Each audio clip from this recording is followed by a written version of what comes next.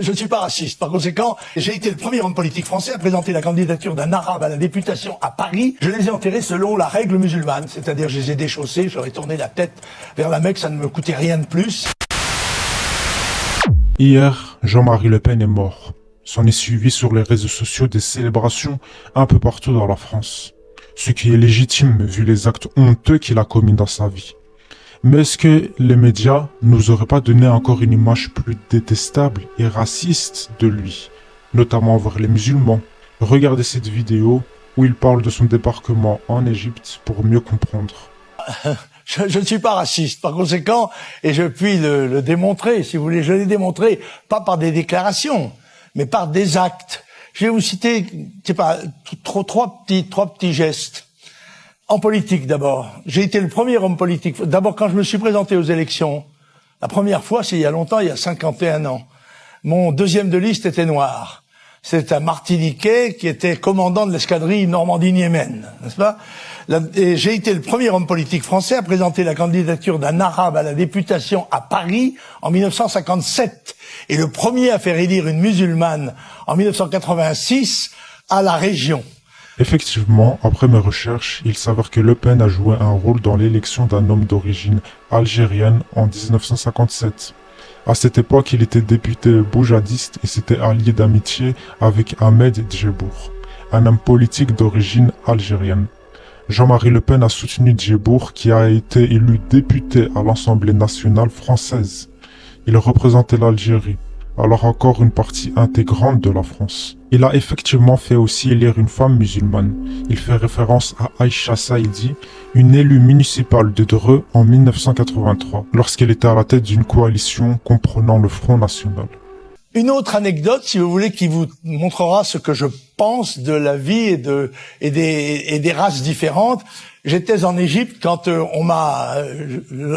lendemain du débarquement, on m'a chargé d'enterrer des morts. Il y en avait beaucoup sur mon territoire. Donc, j'ai enterré ces morts et comme je suis un Breton respectueux de la mort et de tous ces rites, je les ai enterrés selon la règle musulmane, c'est-à-dire je les ai déchaussés, je leur ai tourné la tête vers la Mecque, ça ne me coûtait rien de plus. Et j'ai été appelé par le général Massu qui m'a dit « Mais vous savez, ça a fait un bon effet dans le camp de prisonniers égyptiens. Ils ont dit « Il y a un officier français qui a enterré nos morts selon nos règles. » Alors je m'attendais à être félicité. Il m'a dit « Parce que c'est comme ça, je veux pas avoir d'histoire. Désormais, c'est vous qui les enterrerez tous. » Bon, c'était pas exactement, pas un cadeau. Effectivement, d'après ses mémoires en 1956, pendant la crise de Suez, Jean-Marie Le Pen, alors jeune officier parachutiste, a participé aux opérations militaires en Égypte.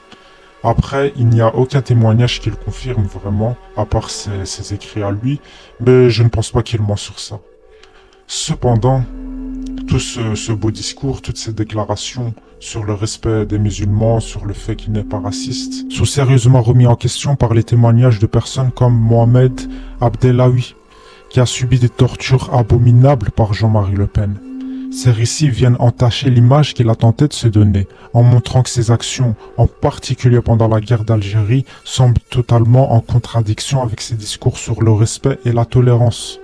Voici le témoignage de Mohamed Abdellaoui qui a subi les pires atrocités possibles par Jean-Marie Le Pen. J'ai vu Le Pen assis, habillé en parent. Il était bien costaud, il était tout blanc. Il m'a dit, qu'est-ce que tu connais de FLN?